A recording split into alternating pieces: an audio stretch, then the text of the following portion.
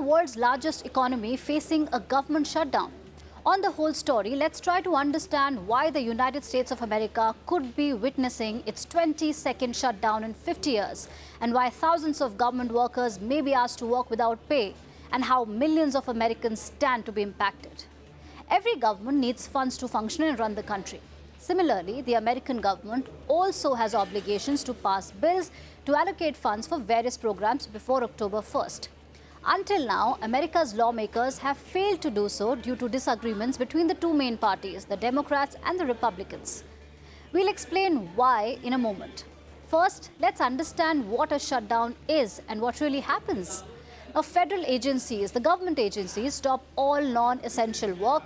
Millions of federal employees, including military personnel, won't receive their paychecks. Half of Pentagon's 800,000 civilian employees would be furloughed, meaning they are temporarily placed on unpaid leave.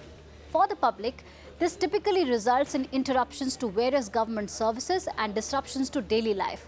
Stock markets and the economy are also likely to be affected. The travel sector could lose $140 million daily. 7 million women and children could lose access to nutritional benefits. People applying for firearm permits and passports could face delays.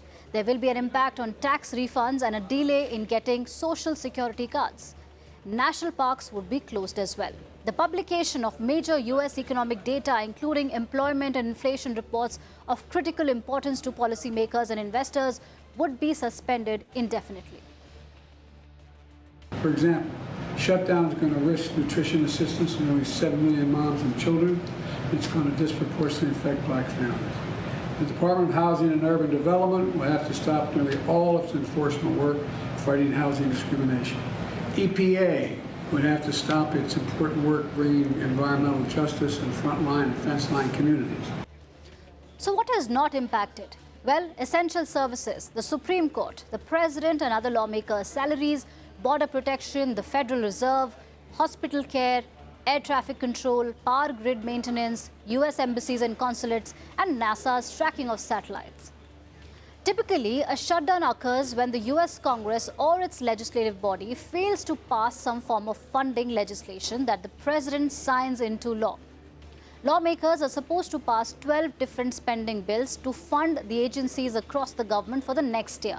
And this deadline expires on October 1st, which is the start of the federal budget year. A shutdown effectively begins at 12:01 a.m. if the Congress is unable to pass a funding plan that the President signs into law. You may ask, why is it happening at this moment? Well, the major bone of contention is how the government money should be used and where. The White House wants any budget bill passed by the lawmakers to include $24 billion in military and humanitarian aid for the Ukraine war, whereas the Republicans want spending cuts. They don't want this. They are seeking $120 billion in additional cuts just for the next fiscal year. Its impact could be on education and environmental protection to Internal Revenue Service, enforcement, and medical research. Former President Donald Trump, the leading candidate for the Republican nomination for the 2024 presidential election, has publicly supported a shutdown. During Trump's 4-year presidency, his government closed 3 times. All eyes are on the U.S. Senate, where the Republicans and Democrats, according to reports, are nearing an agreement on a short-term spending measure intended to avoid a U.S. government shutdown on October 1st. The world is watching to see if America can avert another shutdown or not.